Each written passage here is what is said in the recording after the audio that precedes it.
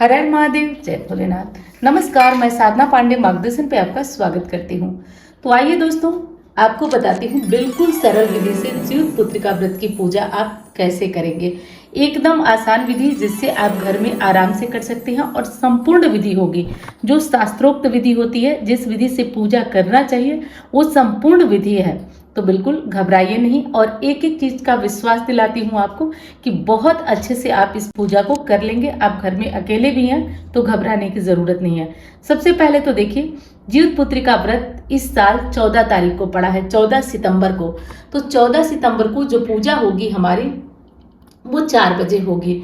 4:05 से पूजा हमारी स्टार्ट होगी। और जीवित पुत्रिका का मतलब होता है कि दोपहर के बाद, दिन ढलने के बाद, दोपहर का दिन ढलने के बाद पूजा होती है जीवित पुत्रिका व्रत की। तो जीवित पुत्रिका व्रत की पूजा करने के लिए घर में आप हो सके तो किसी साफ स्थान का चयन कर लें, या एक पाटा बिछा लें या चौकी बिछा लें। और एक देखिए, अगर आपके पास कोई लोटा है तो आप लोटे में कुश डाल लें, या अरियार बरियार का पौधा मिलता है तो अगर अरियार बरियार का पौधा आपको मिले तो वो ले लीजिए। और नहीं तो देखिए, इसका मतलब केवल यही है कि आप यहाँ पे इस चीज़ से जीमुतवाहन बाबा को तैयार कर रहे हैं। कौन जीमुतवाहन बाबा? तो देखिए, जो लोग पहले से पूजा करते आए हैं वो जानते होंगे कि जीमुतवाहन जी वो हैं जो नाग वंश की रक्षा किए थे। जो नागमती थी उनके पुत्र की रक्षा की थी। और तब से ऐसी प्रथा चली आई कि जो महिला आश्विन मास के शुक्ल पक्ष की अष्टमी तिथि को ये व्रत करेगी उसकी संतान दीर्घायु होगी, ऐसी मान्यता चली आई है। तो हम जीमुतवाहन बाबा जिनकी बात मैं कर रही हूँ उनकी ही प्रतिमा बना रहे हैं हम लोग, और उससे करेंगे पूजन। तो ये प्रतिमा बनाना आपको ज़रूरी है, घर में पूजा कर रहे हैं तो ये प्रतिमा बना लीजिए। और इस प्रतिमा को आप अरियार बरियार से बना सकते हैं, कुश से बना सकते हैं, और नहीं है प्रतिमा, ये भी आपको कुछ भी नहीं मिल पा रहा है तो आप इस पे इसके कलश में पानी वगैरह भर के एक नारियल रख सकते हैं, उससे भी बना सकते हैं। तो ये बात तो पहले स्पष्ट करते चलिए कि ये कैसे यहाँ पे भगवान को स्थापित करना है, जीमुतवाहन बाबा को। तो वो तो हम कर दिए। उसके बाद अब चलिए आगे की हमारी पूजा विधि जान लेते हैं। सबसे पहले तो देखिए, घर में जब कोई भी पूजा हम करते हैं सबसे पहले तो दोस्तों हम करेंगे दीप की स्थापना, क्योंकि बिना दिया जलाए, बिना दीपक जलाए कोई भी पूजा हमारी नहीं होती है। तो दीपक हम जला लेंगे। तो सबसे पहले तो देखिए, हम दीपक प्रज्वलित करेंगे, दीप जला लेंगे, क्योंकि घर में पूजा कर रहे हैं तो बिना दीप जलाए तो हमारा काम होगा नहीं। तो घर में पूजा करने के लिए हमको एक दिया जलाना होगा। दिया जलाएं, आप घी का भी जला सकते हैं, आप तिल के तेल का भी दिया जला सकते हैं।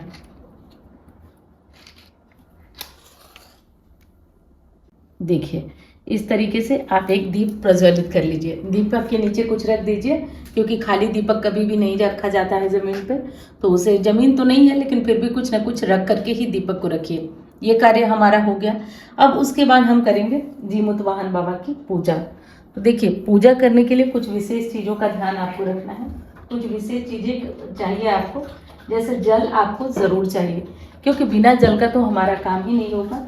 तो जल हमें अवश्य रूप से चाहिए, तो जल ले लें आप लोग। उसके बाद हम करेंगे, देखिए, नेनुआ का पत्ता इस पूजा में बहुत अनिवार्य होता है। नेनुआ का पत्ता तो इसे हम रख लेंगे, और नेनुआ के पत्ते पे एक जगह चील और सियारन को स्थापित किया जाता है और एक जगह गणपति को स्थापित किया जाता है। तो देखिए, यहाँ पे चील होंगी और यहाँ पे सियारन होंगी, और बीच में हम करेंगे गणपति की स्थापना। तो देख लीजिए, गणेश जी की अगर कोई फोटो मूर्ति है तो वो आप रख सकते हैं, और गणेश जी की फोटो मूर्ति नहीं है तो आप कुछ विशेष चीज़ भी रख सकते हैं। अब देखिए, कुछ लोग क्या करते हैं कि चील और सियारन की मिट्टी की मूर्ति बना लेते हैं, लेकिन चलिए वो बड़ी बात है। अगर वो नहीं है तो ध्यान से देख लीजिए, ये सुपारी है, ये सुपारी है। सुपारी से, एक सुपारी से ये प्रतीक चिन्ह होता है, ये ध्यान रखिएगा। हम चील बनाएंगे और एक सुपारी से हम बनाएंगे सियारन। ध्यान से देख लीजिए, चील और सियारन बना लेंगे। और यहाँ पे हम क्या करेंगे, ध्यान से देखिए, यहाँ पे हम क्या करेंगे कि एक सुपारी है मेरे पास जिससे हम गणपति बनाएंगे। तो इससे हम क्या करेंगे कि इस पे जो कलावा होता है वो लपेट के हम गणपति की स्थापना कर देंगे। तो इसको क्या करना है कि इसको लपेट करके और गणेश जी को बना लेना है।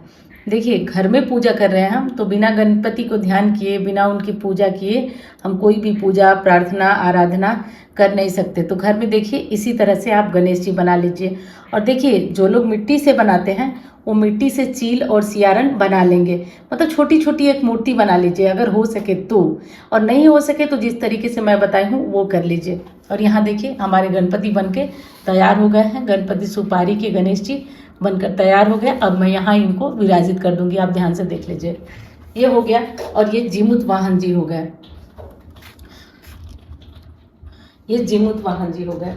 अब देखिए एक चीज़ का ध्यान रखिए आप कि अब हम लोग जीमूत वाहन बाबा को पहले स्नान कराएंगे। तो स्नान कराने के लिए उससे पहले स्नान कराने से पहले हमको क्या करना है, सब जो सामग्री लेके बैठे हैं सबका शुद्धिकरण करना है। ओम अपवित्रो पवित्रो वा बोलते हुए शुद्धिकरण करना है।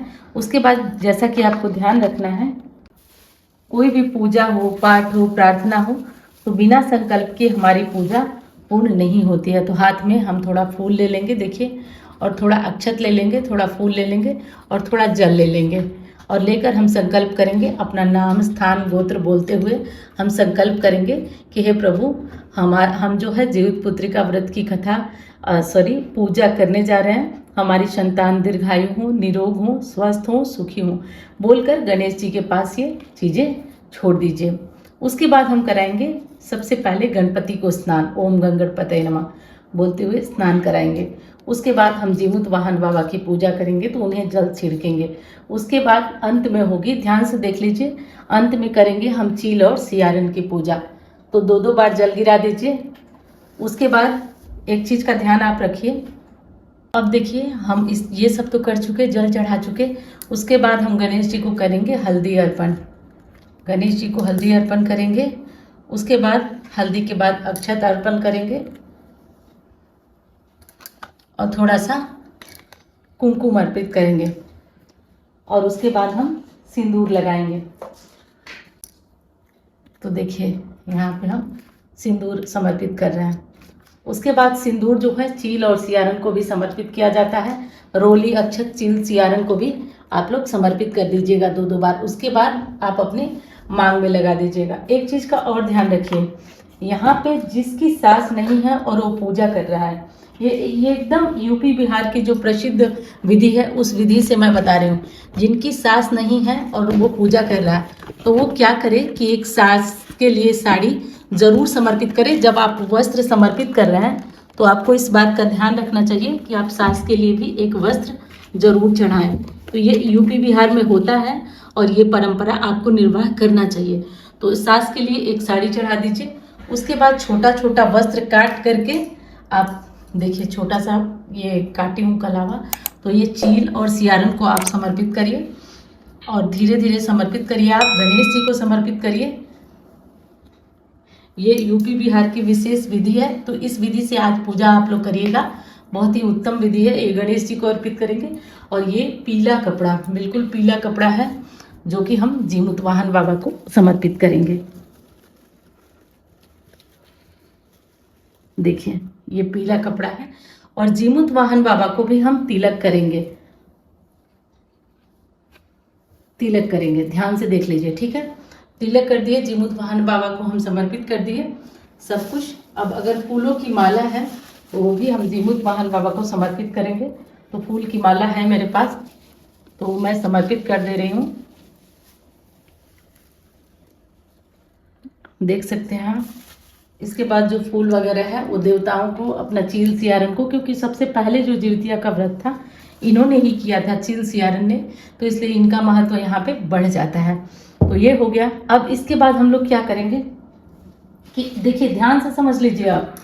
अब देखिए ये नेनुआ के जो पत्ते हैं, कहीं पे 5 और कहीं पे 7 पत्ते रखकर इन पर खली और तेल चढ़ाया जाता है, ठीक है। देखिए 3 पत्ते हो गए। ये हमारी यूपी बिहार की बहुत ही प्रसिद्ध विधि है खली और तेल चढ़ाने की, कि पूजा में खली और तेल चढ़ती है। तो देख लीजिए 5 पत्ते ऐसे रख दीजिए। और खली और तेल अभी मेरे पास नहीं है और ना ही जिउतिया के पहले चढ़ाया जाता है। तो आप इस पे खली और तेल पांचों पत्तों पे चढ़ाइए और पांचों पत्तों पे सिंदूर लगाइए। ध्यान रखिए, पांचों पत्तों पर खली, खली तेल क्या होता है वो बताती हूँ। खली मतलब जो ये सरसों होता है, उसकी पेराई के बाद जो सूखा उसका मिलता है उसको खली बोलते हैं, और उसी खली में तेल मिला करके चढ़ाया जाता है 5 पत्ते पर, और हर एक पत्ते पर सिंदूर से टीका जाता है, मतलब तिलक किया जाता है। सिंदूर 2-2 बार लगाया जाता है। और सिंदूर लगाने के बाद अब आपको क्या करना होता है कि जो भोग प्रसाद होता है, देखिए जो भी भोग प्रसाद है, जीमुतवाहन बाबा, चील, सियारन, गणेश जी को चढ़ाकर हर एक पत्ते पर एक एक प्रसाद रखा जाता है। हर एक पत्ते पर एक एक प्रसाद रखा जाता है। और ये काम जो किया जाता है वो अगर आप घर में कर रहे हैं तो आप अपने चौके में ही बैठ के करेंगे, और अगर आप बाहर कहीं कर रहे हैं तो आप विशेष चीज का ध्यान रखिए कि आप बाहर अगर इस पूजा को कर रही हैं तब तो आप कहीं भी बैठ करके इस काम को कर सकती हैं, लेकिन खली तेल जरूर चढ़ाइए। खली तेल इस तरीके से करके चढ़ा लीजिए। उसके बाद जो प्रसाद है, देखिए यहाँ पे जो हमारे यहाँ प्रसाद चढ़ता है वो प्रसाद चीनी के लड्डू होते हैं, लेकिन इस टाइम जब मैं ये पूजा कर रही हूँ तो मुझे मिले नहीं, तो मैं यही चढ़ा करके और इस बार पूजा करके आपको दिखा रही हूँ। अच्छा, एक चीज़ और है, जो आपकी ज्योतियाँ हो या जो धागे वाली ज्योतियाँ होती हैं, उस धागे वाली ज्योतिया को आप एक काम करिए कि एक स्थान पे रख दीजिए।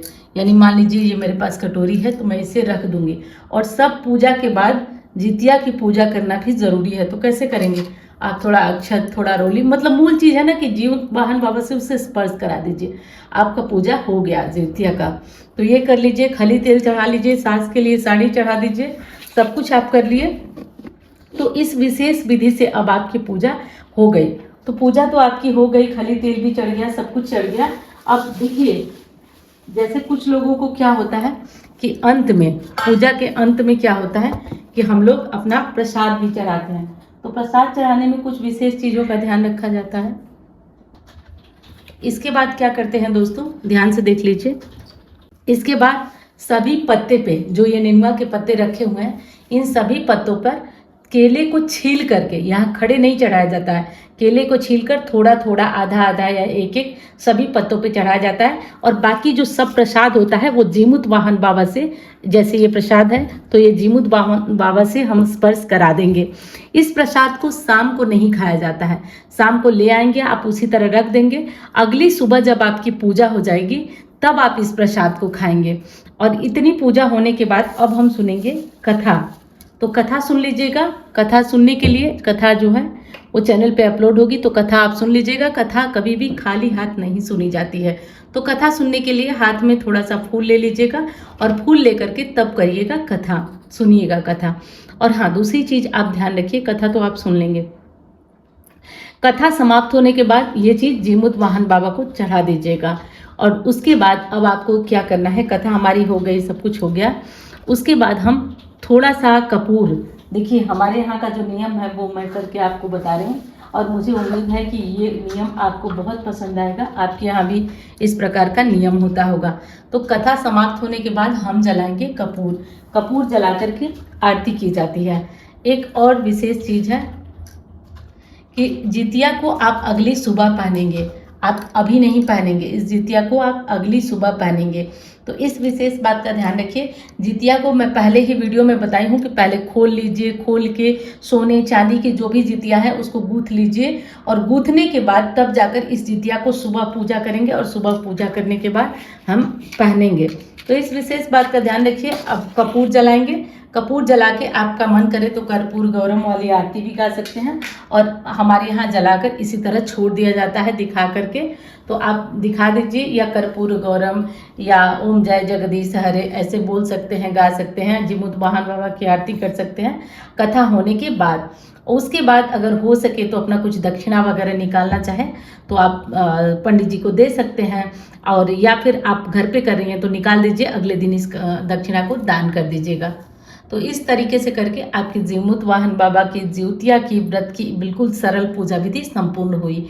तो मैं उम्मीद करती हूँ कि ये वीडियो आपको पसंद आई होगी, और मैं मिलती हूँ अन्य वीडियो में। धन्यवाद।